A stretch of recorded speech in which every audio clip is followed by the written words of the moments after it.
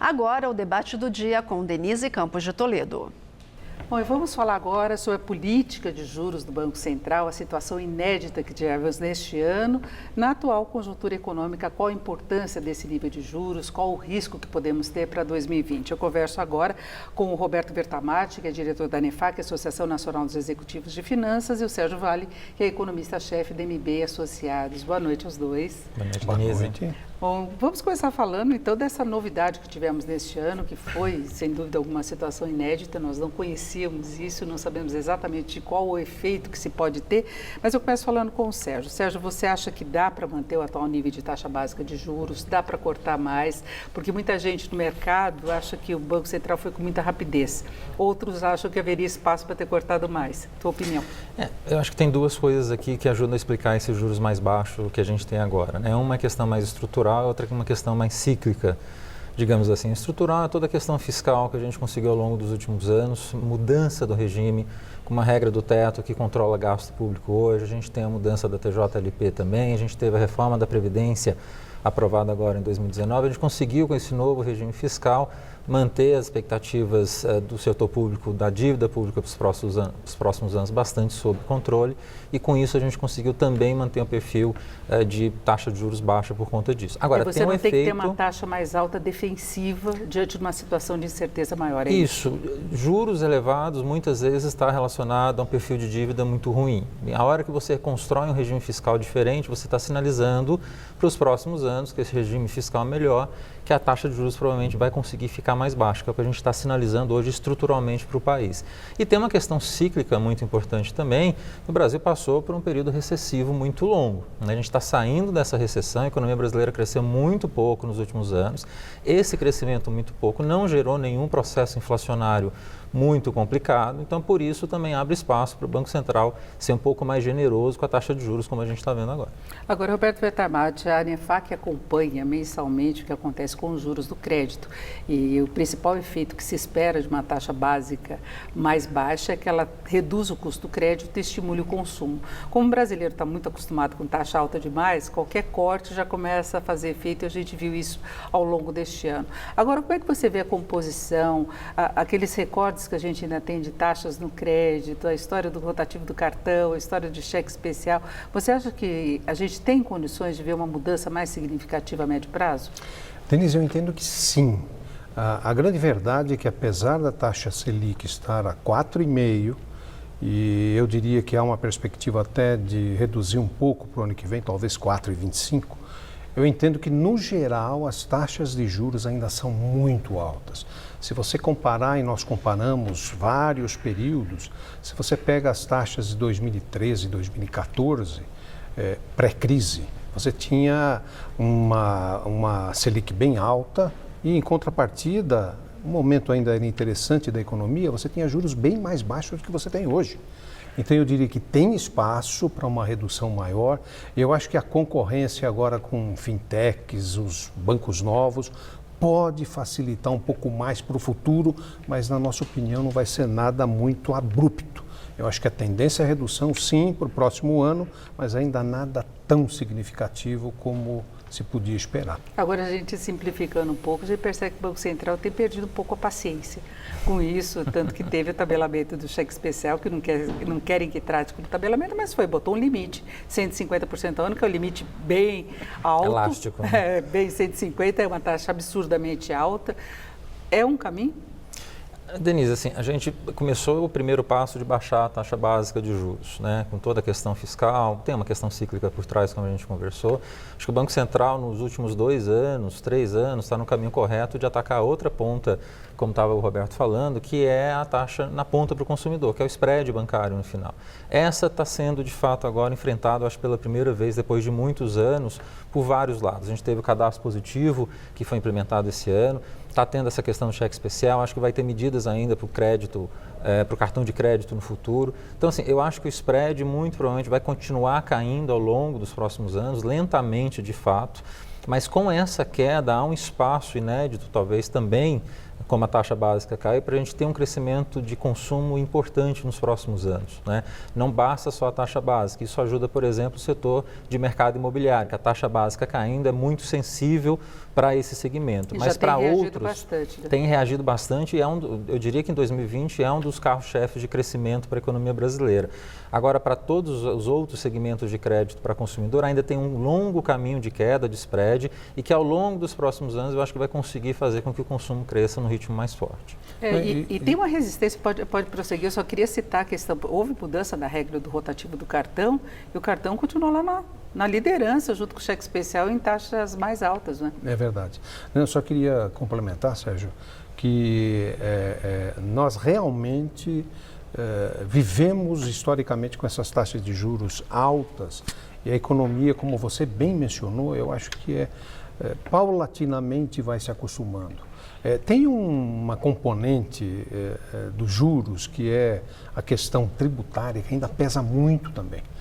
Muitos falam do lucro, né, do spread bancário e tal, mas essa componente ainda é pesada no spread bancário.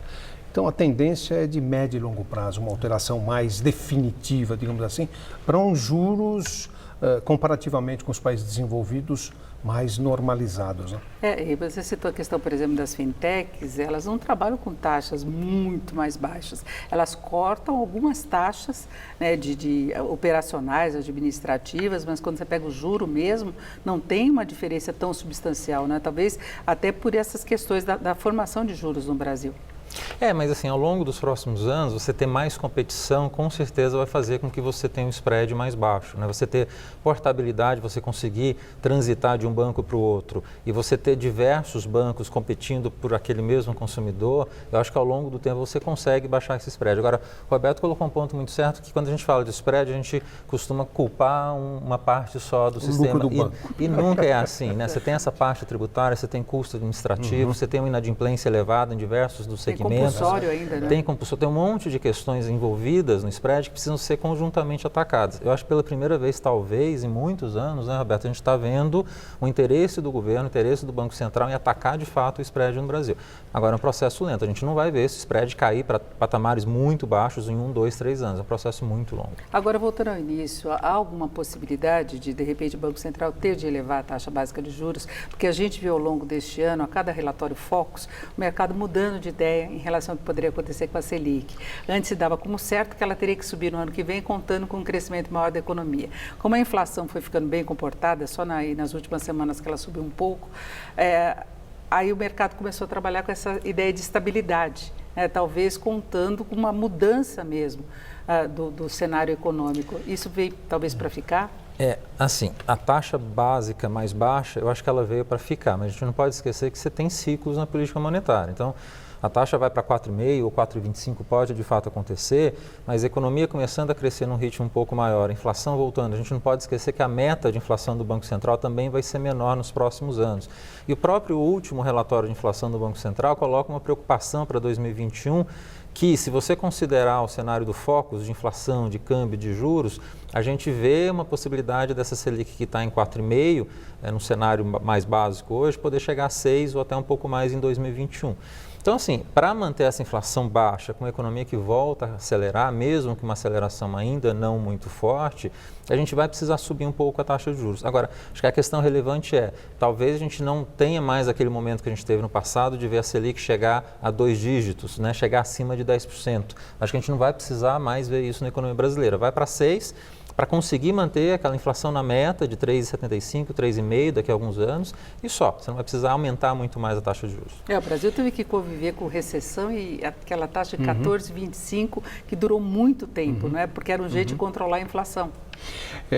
Só complementando, Sérgio, eu acredito que para esse ano de 2020, não deve haver um aumento muito significativo. Sim. Esse ano nós estamos fechando com 3,70, talvez 3,80, mas eu entendo que você tem razão. Talvez 2021 há uma pressão um pouquinho maior, mesmo porque o crescimento previsto para 2020, da ordem de 2,5%, ainda não vai pressionar muito a inflação. 2021, se continuar crescendo de forma mais robusta, essa pressão vai existir, mas eu acho que aí é um problema até bom de enfrentar, né? A economia crescendo. Mas seria bom que os preços ficassem bem comportados também, que seria uma outra mudança no Brasil, de você não ter uma correção só porque a economia está crescendo, né? Com ajustes, ganho de produtividade, incorporação de novas tecnologias, porque isso pode acontecer. O Banco Central é uma parte da história da inflação e ele é o guardião, como a gente chama, de manter a inflação baixa na economia brasileira, em qualquer economia, na verdade, né? Quanto mais crível, né? Quanto mais credibilidade tem esse Banco Central, está fazendo as políticas corretas, ele consegue entregar esse número que é a meta de inflação que a gente persegue. Agora, tem as questões de produtividade, tem questões de choque que acontece ao redor, ao longo do ano, como a gente está tendo agora, né? Você pega 2 meses atrás, a inflação para 2019 era de 3,2%, para encerrar esse ano. O GPM, por exemplo, chegar a 2% ao mês. Isso não acontecia há muito tempo. E agora a gente vai encerrar o IPCA esse ano provavelmente 4,1, 4,2. Então vai ser uma inflação de quase 1 ponto percentual a mais em 2 meses de expectativa e de realidade no final por conta da inflação de alimentos, né? Mas é um choque que aconteceu esse ano, não vai impactar tanto 2020, mas são coisas que a gente precisa ficar atento no Brasil. Principalmente carne, né? Exato. Que afetou bastante. Agora, a grande preocupação que seria uma inflação de demanda que estaria relacionada ao crescimento maior da economia. Então, é esse tipo de inflação que eu fico imaginando se é possível a gente não ter de volta, porque nós tivemos alguns exemplos disso no exterior, inclusive. Chama atenção, por exemplo, nos Estados Unidos, que a economia cresceu muito, com uma situação de mercado de trabalho muito favorável, e a inflação seguiu, tanto que o Federal Reserve ficou meio sem saber para que lado ir em alguns momentos, né? Inflação de demanda a gente está um pouco distante, porque a economia ainda está com uma capacidade ociosa muito elevada. A gente cresceu aí 3 anos seguidos, 1%.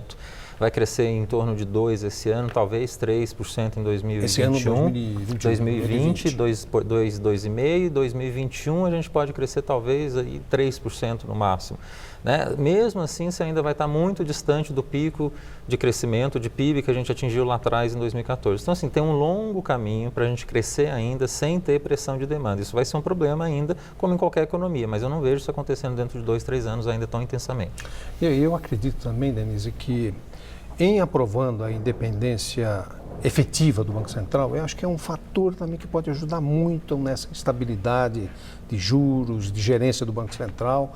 Ela é independente, não no papel, mas eu acho que colocar no papel também é uma possibilidade. Eu acho que vai ajudar também.